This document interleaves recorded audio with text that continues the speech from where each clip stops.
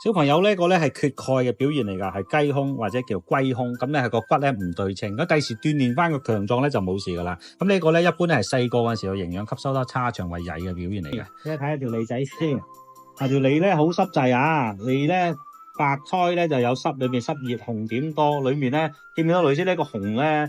內熱嘅紅點咧係積咗好耐先至會變成咁嘅，如果一般咧係唔會咁快長到好似芒刺型嘅。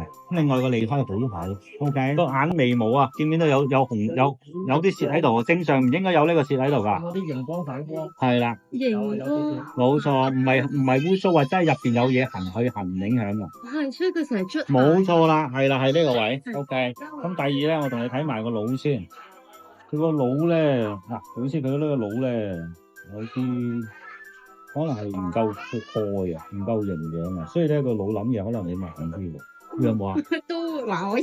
OK，咁啊好啲啦。好，補多啲腦啊，要同佢補翻多啲腦都得㗎，唔使驚。係啦，你睇埋個鼻先嚇，最緊要有冇鼻塞，好緊要。成日都有鼻塞。成日鼻塞。係。好咗佢。擘大鼻窿。嗱，兩邊咧，好似呢度咧有個鼻甲息咗。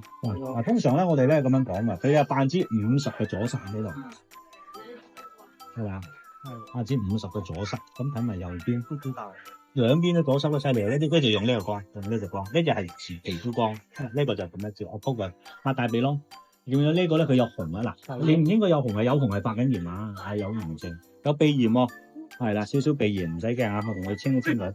個頭有少少錯咗位喎，點講啊？係咪啊？起咗啊，呢個高咗，我覺得咩書包重得滯啊。好啦，唔使驚。